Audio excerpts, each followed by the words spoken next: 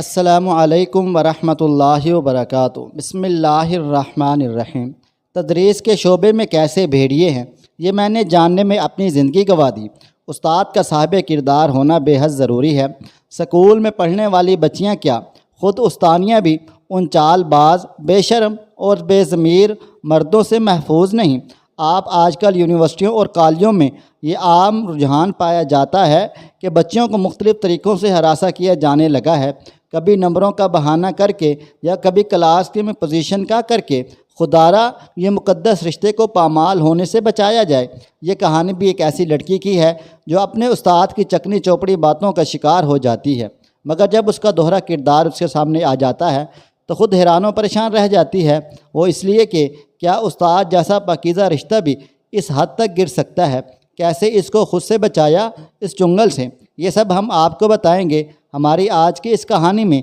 दिल दहला देने वाली कहानी सुनकर यकीनन आपके रोंगटे खड़े हो जाएंगे। इस कहानी को आखिर तक लाजमी देखिएगा। और वीडियो शुरू करने से पहले आपसे गुजारिश है, अगर आपने अभी तक मेरा चैनल सब्सक्राइब नहीं किया हुआ तो अभी सब्सक्राइब कर लें और साथ लगे बेल आइकन को भी ज़रूर प्रेस कर लीजिएगा ताकि नई आने वाली वीडियोज़ आप तक बर वक्त पहुँचती रहें। चलिए शुरू करते हैं हमारी आज की कहानी। मेरा नाम गुल लाला है। तदरीस के शोबे से वाबस्ता हुए मुझको 19 साल बीत चुके हैं। तसव्वुर भी न किया था कि मेरी ज़िंदगी में कोई ड्रामाई मोड़ आ जाएगा। ज़िंदगी में हमारा बहुत से लोगों से वास्ता पड़ता है। मेरे जीवन में भी एक ऐसा शख्स आया जिसने मेरी सोचों में हलचल मचा दी। नहीं जानती उनको मुझसे सच्ची मोहब्बत थी या झूठी, मगर इजहार मोहब्बत करके उन्होंने मुझे चौंका ज़रूर दिया था। बहरहाल दिलों का हाल तो अल्लाह ताला ही बेहतर जानता है। इन दिनों मैं जिस स्कूल में तदरीसी फ़राइज़ सर अंजाम दे रही थी, वो भी उसी स्कूल में पढ़ा रहे थे। मैंने उनकी नज़रों में पसंदीदगी भांप ली थी। बिलाशुबा वो एक पुरकशिश शख्सियत के मालिक थे, लेकिन शादीशुदा और 4 बच्चों के बाप थे। सो उनके मुतालिक ज़्यादा सोचना शर्म की बात थी, इसलिए मैं उनसे दूर रहती थी। वली साहब के पढ़ाने का अंदाज़ बहुत मुनफरिद था। तलबा व तलेबात दोनों उनको पसंद किया करते थे। मैं भी उनके पढ़ाने के अंदाज़ से मुतासिर थी। एक दिन वो 8वीं जमात के बच्चों को नज़म पढ़ा रहे थे, तब मैं बेख्तियार उनकी जमात में चली गई। उनके पढ़ाने के अंदाज़ को सराहा। मैंने कहा, सर आप तो पैदाइशी टीचर हैं, अल्लाह ताला ने आपको ये सलाहियत दी है। वो अपनी तारीफ़ सुनकर बहुत खुश हुए और जवाबन बोले कि गुल आप भी पैदाइशी टीचर हैं। यूँ एक दूसरे की तारीफ़ से हमारे दरमियान गुफ्तगू की इब्तदा हो गई। एक रोज़ उन्होंने मुझसे कहा, मिस गुल हैरत है कि आप अभी तक सिंगल हैं। इस बात के जवाब में मैंने किसी किस्म का रद्द अमल ज़ाहिर ना किया और चुपचाप रही। एक रोज़ लाल रंग का लिबास पहन कर स्कूल गई। उन्होंने मेरे लिबास की तारीफ़ की। यूँ उनकी तरफ से पहली बार तारीफ़ का आगाज़ हो गया। मेरी खामोशी से उनकी हिम्मत अफजाई हुई। कुछ दिनों बाद किसी काम के सिलसिले में वलीद को फ़ोन किया तो उन्होंने कहा, आप इतनी खुश लिबास हैं कि हर बार तारीफ़ करने को दिल चाहता है। वाकई आप हर लिहाज से बहुत अच्छी हैं।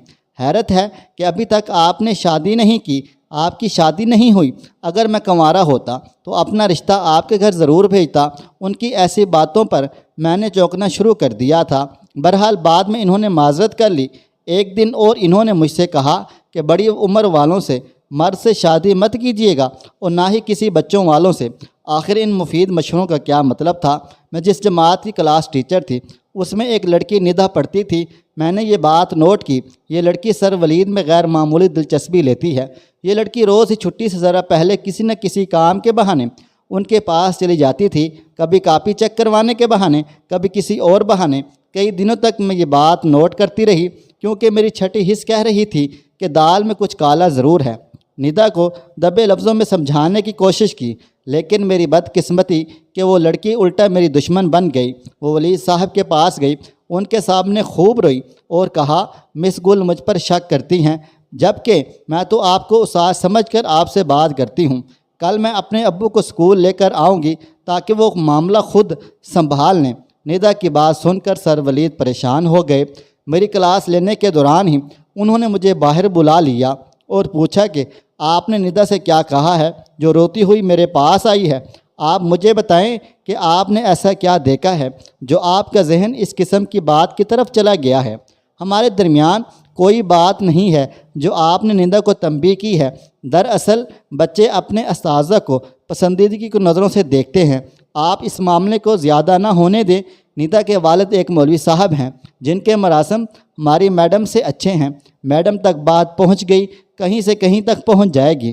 ندا کے حوالے سے ہمارے درمیان اس روز کافی لمبی گفتگو ہوئی تھی۔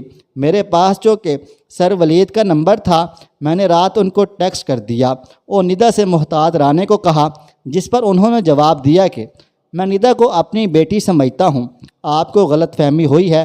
مجھ کو ان کی اس بات سے لگا کہ وہ ناراض ہو گئے ہیں، تو میں نے ان کو ٹیکسٹ کیا، سر کیا آپ مجھ سے ناراض ہو گئے ہیں؟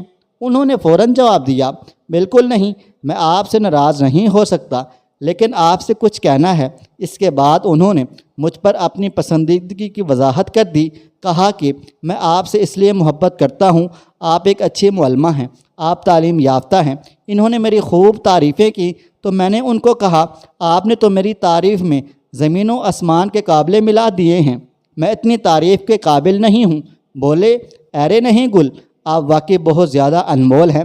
جب آپ بن سنور کر اسکول آتی ہیں تو مجھے بہت اچھا لگتا ہے، جی چاہتا ہے آپ کی تعریف کروں، لیکن موقع نہیں ملتا۔ سر میں تو اپنے لیے سنورتی ہوں، دوسروں کو متاثر کرنے کے لیے نہیں۔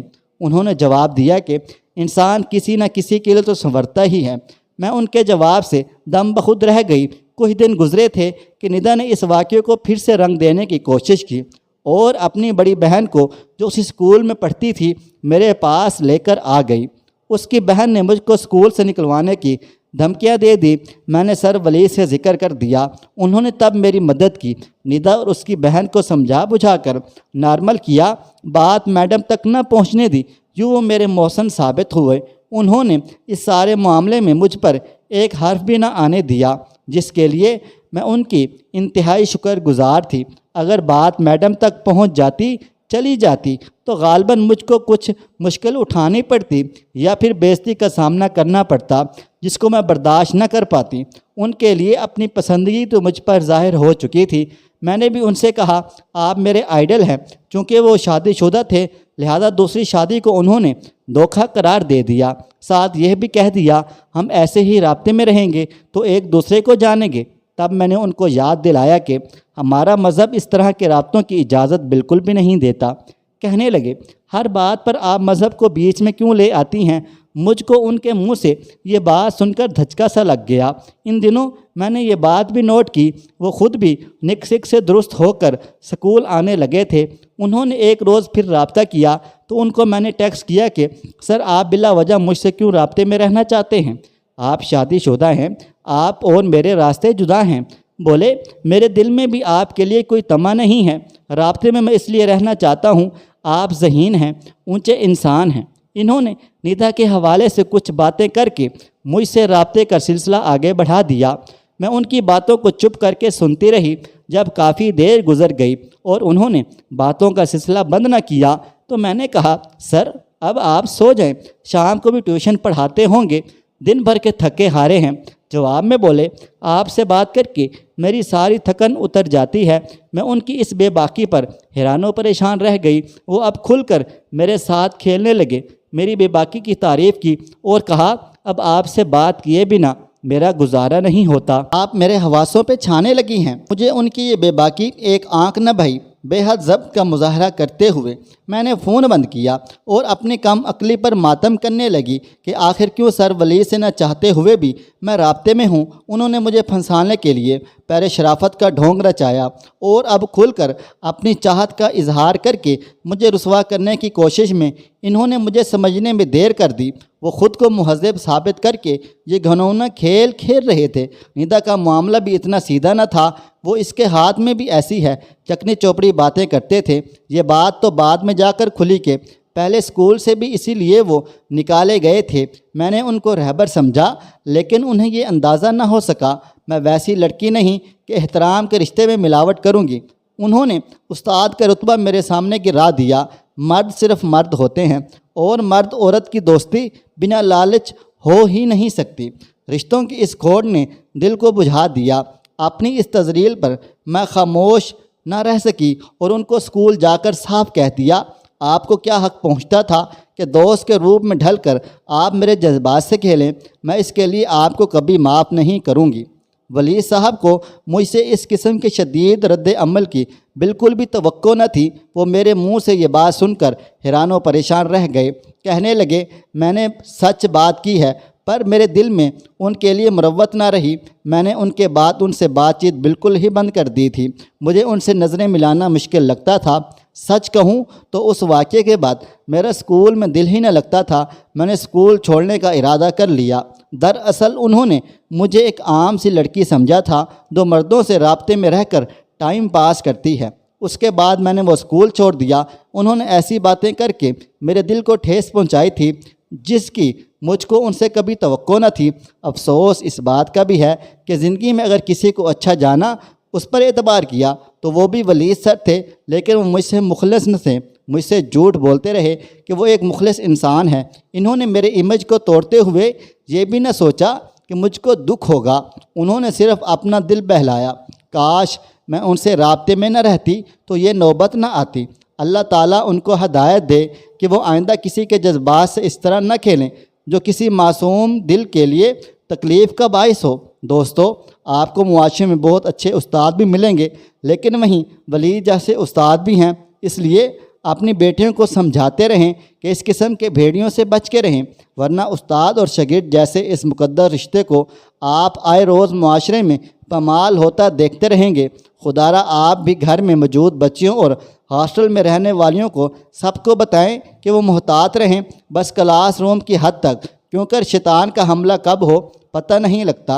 इसलिए हमारे सियाने कहते हैं, मोबाइल फ़ोन का सही इस्तेमाल करें ताकि आप किसी भी परेशानी से बच सकें। क्या ख्याल है दोस्तों आपका इस बारे में? कमेंट बॉक्स में लाजमी बताइएगा। दोस्तों, अगर आपको हमारी ये कहानी अच्छी लगी है, इस कहानी को लाइक और शेयर लाजमी कीजिएगा, और मज़ीद ऐसी सबक आमोज़ वाक़यात और कहानियों के लिए मेरे चैनल का विज़िट करें और मुझे अगली वीडियो तक इजाज़त दें। अल्लाह हाफिज़।